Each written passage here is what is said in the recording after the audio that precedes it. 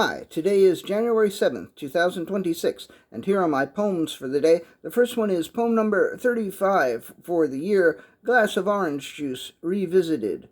In New Zealand, I had a glass of orange juice that was bright and brilliantly orange. I took several photos of it until I was satisfied that I had captured its brightness and brilliance and orangeness as best I possibly could.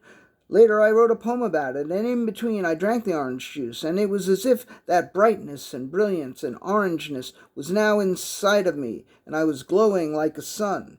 That was a few months ago, but as I was scrolling through pictures recently looking for inspiration, I became re-inspired, reignited, and reenacted by that glass of juice. Hence I am revisiting it.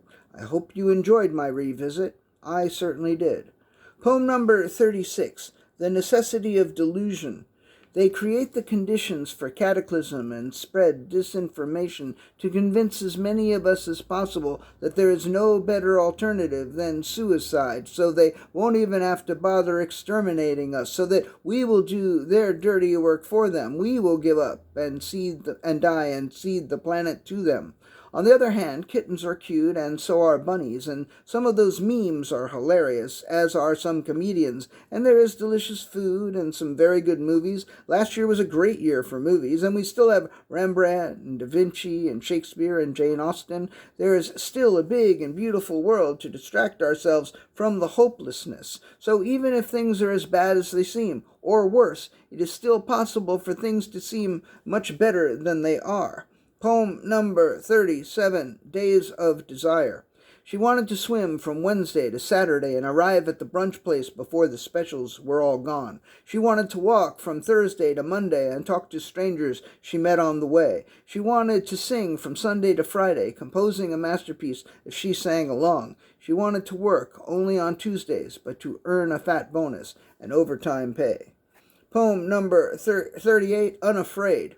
He had forgotten all of his fears. He couldn't remember any of them, which is not to say that he had become brave. It was only to say he had become unafraid.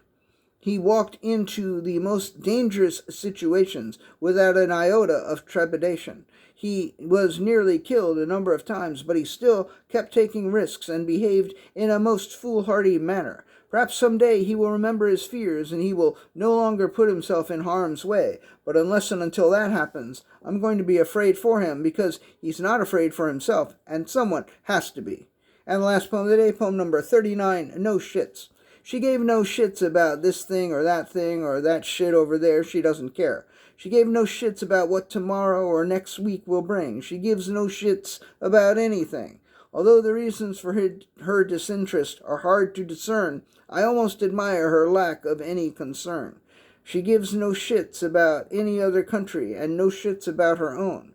And she gives no shits about anybody else. She just wants to be left alone. All right, that's it. Thank you. I appreciate you.